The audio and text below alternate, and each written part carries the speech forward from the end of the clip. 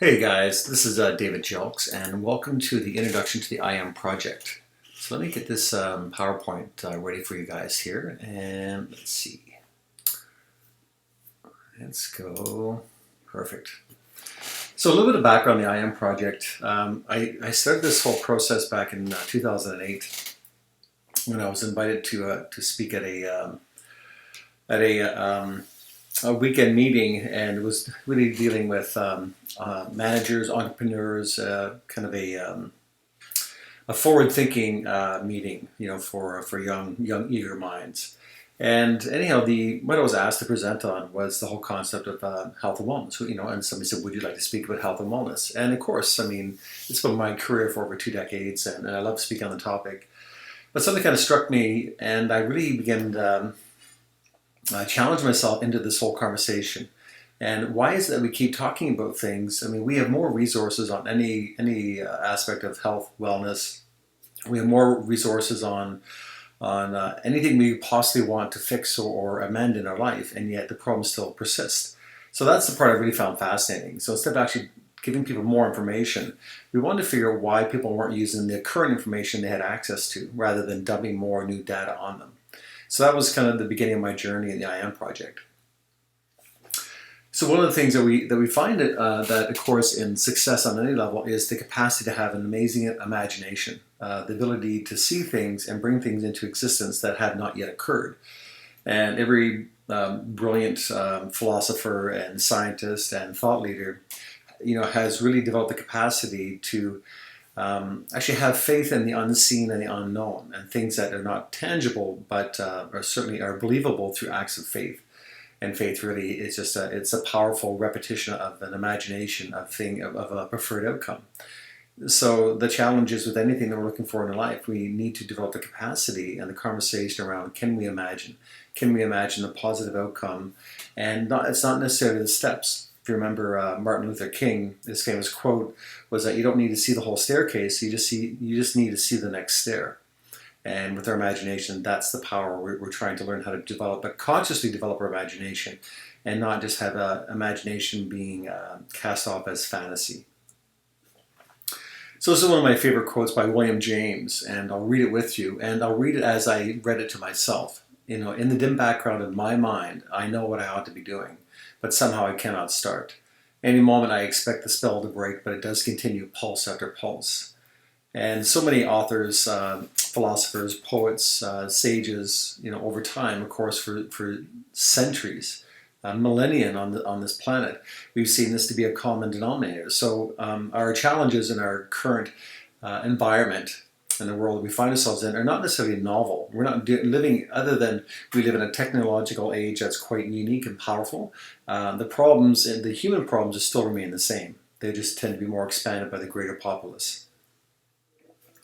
So what we've gotten ourselves into is a point of learned helplessness. And what I've discovered for myself, and I think I've discovered in so many other people, that we're the only time that we become frustrated and really not having fun with our life is that when we know what we ought to be doing, as William James had stated, but we're not doing it. So we're in this learned helplessness, because misery only occurs when we know different.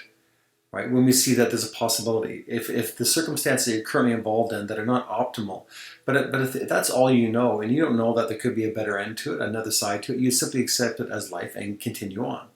But when there's contrast between this is where I am and this is where I know I could be or where I desire to be, and yet I'm stuck in this rut, that's where that learned helplessness, and that's where the misery tends to show up more often.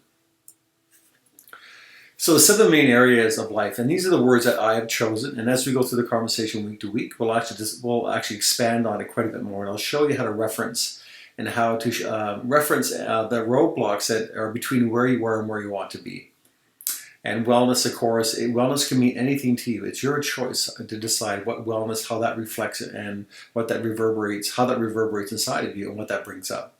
Same idea with romance. And I choose romance over relationships because it's more about the feeling I want. We want a certain type of feeling, and it doesn't come from people, it comes from our experience of things. It comes from our experience of a sunset. It comes from our experience of another person. But the feelings don't exist in somebody else. They exist in ourselves. So we're going to explore that so we can learn to actually have these amazing feeling these amazing feelings of the world around us and our experience of people and events with a whole different set of filters as opposed to perhaps some of the negative ones that we currently use. Spirituality, again, big conversation. We'll get into that. That's always been a very interesting and sometimes challenging one. Career, of course, contribution, our ability to feel like we're giving something back to the world we live on, that our life makes a difference. Family, and again, family can always be a challenging conversation. Again, it's so emotionally driven and has so much history. So again, that'll be a powerful conversation. And of course, finances and what we think finances are, our capacity to generate wealth, our what we think money is, as in old conversations where money is the root of all evil. You know, some of us growing up probably back in the 60s and what have you that remember the parents having that conversation about, you know, wealthy people just screw other people over to get their money, and all sorts of really weird, outmoded ideas. So we're going to have a really powerful conversation on that as well. So what we're looking for, and within this program, is the capacity to develop self-leadership. And I'll read this along here with you. So self-leadership is the process of influencing oneself to establish the self-direction or self-motivation needed to perform or make change. And really it's you know, there's an old hillbilly quote, you know, kind of pick yourself up by your britches. It's the ability to move our life forward rather than waiting for somebody else to do it for us. Another form of inspiration outside of us. All change, all permanent change has to occur from within. And this is something we'll explore together to see how we can make how we can find the necessary motivation and those pieces of our history that will propel us into this life that not only we imagine, but certainly the life that we deserve. So here's the big question: do you believe in magic? Well, I for one, actually, over the years, have actually do believe in magic. Because magic and science are kind of one and the same thing. Magic is simply an occurrence that science has not yet had the capacity to explain, but it doesn't make it any less magical because science can't explain it, and it doesn't make it any less true because again science or a rational mind can't explain it. But I certainly do. I know, looking at cultures and older cultures all through history, that you know they perform magic rituals. You know, of course, as a part of their daily or their cultural religious identity, and you know, some pretty amazing things would happen. Pretty amazing occurrences would seem to be kind of pushed into play because of the absolute belief of the belief of something to come to pass. And that's really the power in life, and the power in bringing an extraordinary life to play is the absolute belief that will occur. And you know, belief can move mountains, and I think you'll see evidence of that, of course. And we see evidence in the reoccurring belief of the negative things of our life, and we make them occur.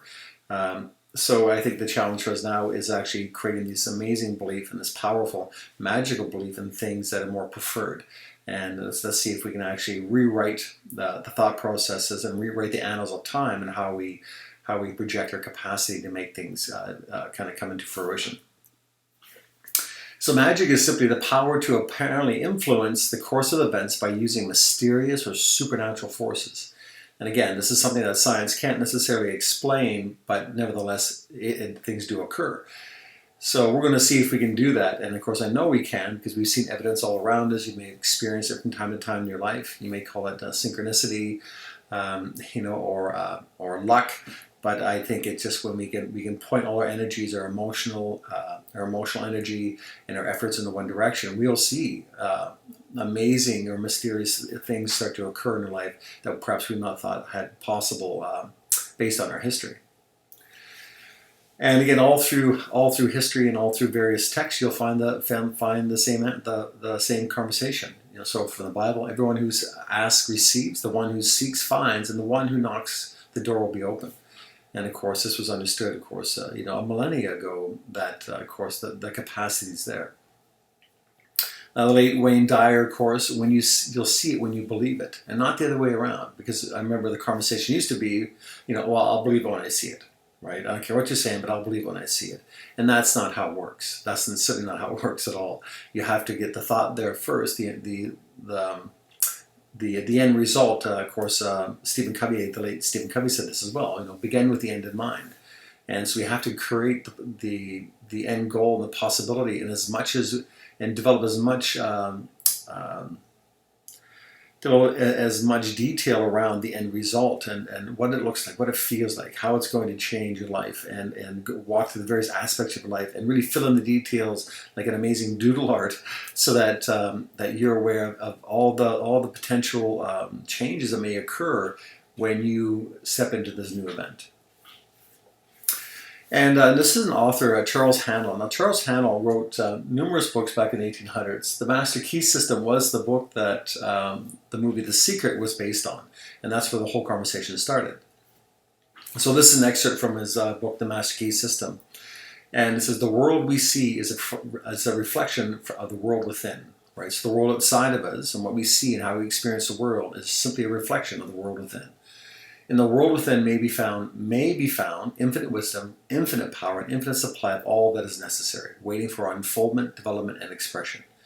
When we recognize these potentialities in the world within, they will take form in the world without. So, and we use that term unfoldment. That's one of my favorite terms, unfoldment.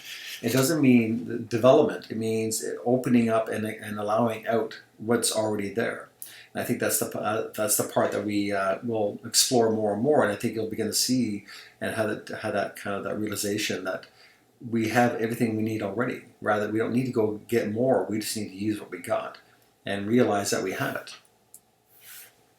And physicist and Dr. Fred Alan Wolf, I first was introduced to him and saw him in a movie that was produced quite a few years ago called What the Bleep Do We Know?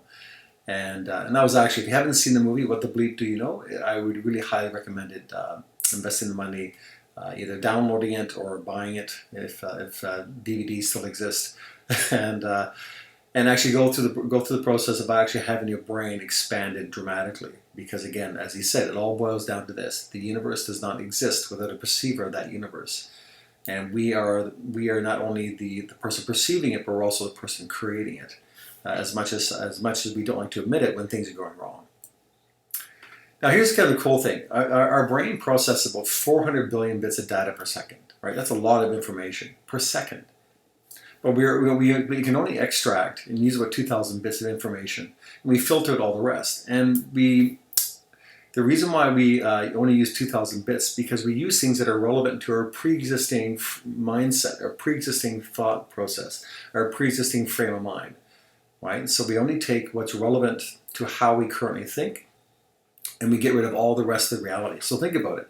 400 billion bits of possibilities, 400 billion bits of information coming in per second. Right? That's a lot of reality happening around us. And we only extract 2,000 bits of it. So think about how much we're missing, out on. So let's look at how we process information to start with. And I think this is an important place to start. So we have a currents, right? So the body basically is a giant sensory organ for the most part. So we take in raw information, which we'll call the event. Right. So the event comes in, and now there's a whole series of recognition patterns in the brain that we call them filters, perceptual filters, that delete, distort, and generalize the information. So deleting information is just not even recognizing something is there. Right. So it's when, for example, it's Tony Robbins uses this example all the time. When somebody's asked to go, go get the salt from the cupboard, and then somebody gets up and maybe they are kind of disgruntled and they go, well, okay, I'll go get the bloody salt. So they go in the cupboard and say, look, there's no salt here. And you yell from the table, listen, the salt's in the cupboard. It's next to the seasoning salt. There's no salt in the cupboard. I'm looking, there's nothing here. And you get up exasperated and you open up the cupboard door and say, look, moron, there's the salt right in front of you. Yet you couldn't see it. And it's the deletion part is something that psychology calls a scotoma, and it's a blind spot. Though the information or the person or the thing or the event does exist, and other people can witness it, your brain, for whatever reason, has deleted it, so you can't see it. The distortion is that where we take the incoming information and we twist it around. Quite commonly, you'll hear this, people complaining about this, talking about somebody saying they always twist my words, right? They're always twisting my words. So we distort the incoming information, so because it has to match our current belief system, our current version of reality. So what we're hearing, right, is one thing, but what our brain does with it, it actually rearranges it so it matches it, so it doesn't conflict with our version of reality. And this can be very frustrating when you're talking to somebody when you hear them do that. Children do that quite a bit. I know in conversation they tend to flip things around, and of course I'm sure we've all had occurrences with friends or family that somebody does this, and of course it's very challenging and very frustrating as a very frustrating person to deal with. Generalization. So we generalize information by saying things like, this always happens to me.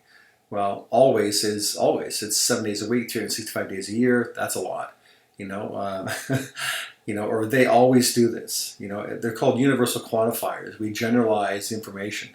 When somebody goes, it's just, if you're at a party all night, and at the very end of the night somebody spilled wine over your white shirt. And then you say, well, you ruined the whole party. Well, how did they ruin the whole party? It was a 1 minute event, a 1 second event, and yet you had beautiful fun for hours.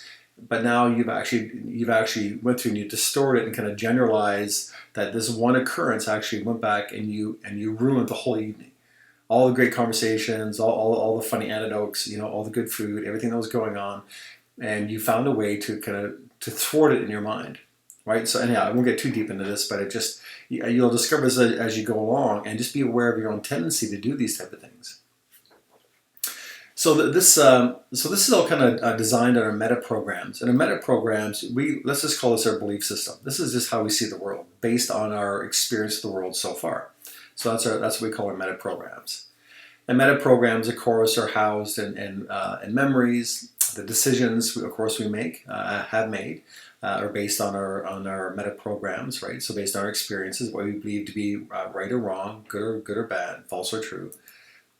The language we use now, and again, as we go through this process through the coming weeks, you'll learn that language is a very powerful tool, and humans are linguistic creatures. So this is really an important concept to remember, because the words you use to define your version of reality will dictate how you experience the world in general. All right. So values and beliefs. Now we look at values and beliefs. This is a huge driver of our life in total. And with you'll see it, of course, whether it's we think about values and beliefs more of a kind of a religious or cultural point of view. But I think as we go through, you'll be able to unearth certain limiting values and certain limiting beliefs that really disallow you from moving forward and experiencing life at a really extraordinary level. Yeah, I'm really looking forward to taking you guys through this, because this is such a powerful awareness, and it gives you an incredible capacity to really rewrite the whole framework of your life. And of course, all this creates our attitudes, and Tony Robbins really calls it state, right? And I love that word, state. It's our whole state of being. So this is our internal representation. And of course, remember with some of the quotes that we had before, the world within, of course, becomes the world without. How we function inside of our brain and the thoughts we have, and mainly the things we don't speak about, the words we don't use, the beliefs and values that we don't actually give voice. Those are the ones that actually have the most powerful effect on our life. And of course, as I said before, this creates a state of being, right? Our physiological state. So our internal representation of how we think, how we feel, of course, challenges our physiology, which of course in turns and directs our behavior. So it seems a little convoluted, but it's going to be really an amazing exploration that shows you how much control you truly do have. So perception is projections, right? So we have all this information coming in, but we only use such a small part of it. And what we hope to do, of course, over the course of the next 8 weeks is give you the capacity to realize that you have amazing control, amazing control. So our internal representations are done like this. So if you look at our overall experience, V.A.K. So V is for visual, right? Our visual senses. A is for auditory. K is for kinesthetic. O is for olfactory, our sense of smell. And G is for gustatory, sense of taste. That's how we experience the world. And then AD is auditory digital. And of course, that really a lot of that comes into our internal dialogue. It's what we say inside of our head, right? Auditory digital. So just a quick underpinning and a quick how do I say it? A quick way for you to understand how simplistic this process is and how powerful it is all the same. It goes back to when I first started studying strength training. I started studying rehabilitation, and one book that I read, that this actually one sentence sent me on this journey over two decades ago. Stimulation of sensory receptors evokes a prior related experience into play to aid in forming of a perception. So if I grab a hold of a weight, if I'm sitting on a leg extension and I push against the pad on leg extension, if I'm going to do a bench press or a push-up, so whatever joints or muscles are stimulated, they actually go back to the brain and they try to find, or what's evoked is a prior related experience. Have I done this before? To play aid in the forming of a perception, meaning, okay, this is what he wants to do. Where have I done this before? Something similar, and can I use those patterns to assist him in this current movement? And quite often it never works, because for most of us, especially in let's say the form of exercise, unless we've actually experienced flexing our quad and leg machine before, unless we've been fully instructed in the details of that, or on how to do a push-up or how to do a sit-up, and really been taught, the precise actions, the methodology, we'll use old history and we'll use really vague concepts that are probably not going to be very effective, which is one of the reasons why the failure rate is so high in fitness. So for example, if we look at cutaneous sensors in the skin, right? So my hand, if I grab a hold of a barbell going to do a bicep curl, the area closest to the first point of stimulation will react first. So when I have the barbell in my hand, where do I feel the stress? Well, I feel it in my hand, right? So what muscles are closest to my wrist? My bicep or my forearm? Well, my forearm muscles are closest to my wrist, and my forearm muscles, if we look at the brachioradialis, right, which is the forearm flexor, will have a greater tendency to actually load more of the stress in my forearm than in my bicep, though the target muscle in my brain kind of vaguely was the bicep. My nervous system used an old pattern saying, what muscle could I use to make this happen? And I used my forearm instead, which is why we see a lot of forearm involvement and strain injuries to the forearm joints with exercises like bicep curls, seated rows, and the sort. And of course, where do I see the exercise? Well, I see the exercise in my hand, or I see the exercise at my ankle and the leg extension, or I see the pad of the machine against my foot in a leg press. So I end up reacting to the weight and to the end of the lever during the exercise, and end up moving in kind of reverse order rather than actually focusing on what is the point of the exercise itself. So I'm stimulated by what I feel and what I see, and sometimes, of course, by what I hear if I'm getting instruction about the exercise, and I'm trying to sort all this data out to try to make this thing happen. And again, if I don't have accurate reference points or a really beautiful pattern to follow, I'm going to use my history, which for most of it is not enough, and it's not detailed enough, it's not accurate enough to get the results that we want. So this is where S.A.M came in. So in all forms of exercise, when I started training people, I realized there had to be a way past this to create different patterns. And what we're doing is creating new neural maps in the brain, really in around the motor cortex, how the brain looks at movement patterns. And if we want to create something new, we have to do something different. So S.A.M, if you're not familiar with it, stands for stabilize, activate, then mobilize or move.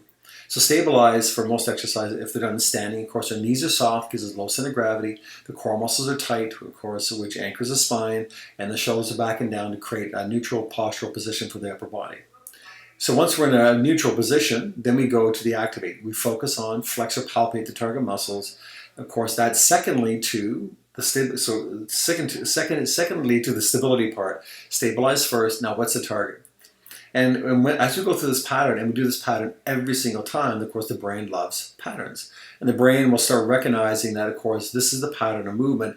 And every exercise that I do, if I follow the sequence, will actually become a core exercise, because I always go through soft knee, low center of gravity, core tight, bracing the spine, shoulders back and down, upper body postural, neutral, right? And then onto the target. So now I have specificity in the target muscle. So if I'm thinking about hamstring or glute, or quadricep or bicep or what have you, because I'm consciously thinking about that target and I'm soliciting that muscle every single time through on a stabilized frame, I get a much different experience than the average person.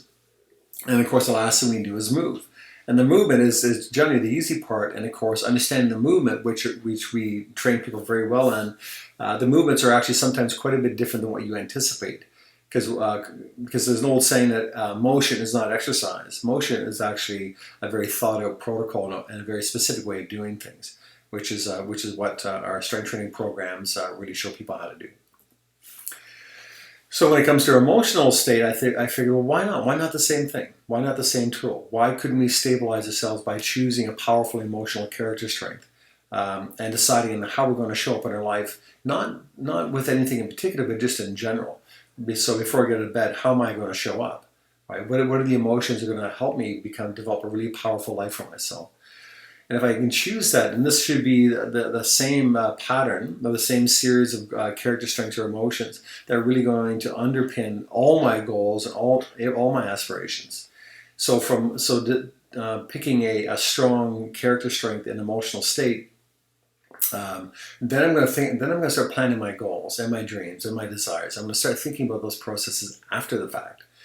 And once I'm thinking about my goals, I'm being very specific about it. But the specificity is different, because if I choose to plan my goals and desires and dreams based on the unstable, insecure mindset, either I may over exaggerate or under dream, if that's a word, my goals, because I don't have the belief in me, because I'm not emotionally secure enough.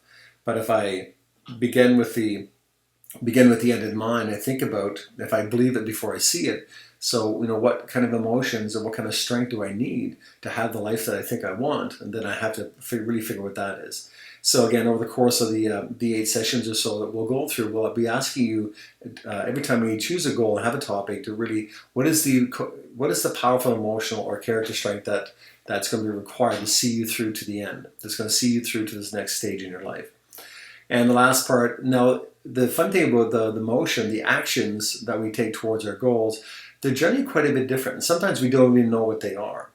We just know what the goals and dreams are. But again, as I said about that Martin Luther King quote, sometimes you only need to see the first step. You don't need to see the whole staircase.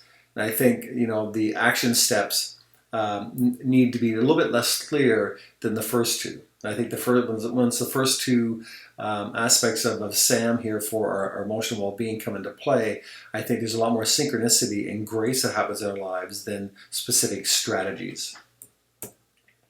So visual, auditory, kinesthetic, right? So this is really the biggest aspect of what we'll be looking at as we go through the 8 or 9 weeks of the I.M. project. But just to kind of give you a really good overview of how it's set up, so you can refer back to this for conversations as we go through time and time again. And I think you're going to be really surprised at how much we've been stopping ourselves, and then how much power we truly have. And I'm really looking forward to discovering the expansiveness of who you are over the course of this journey. So thank you for being with me here, and I can't wait to get your feedback, and I can't wait to start.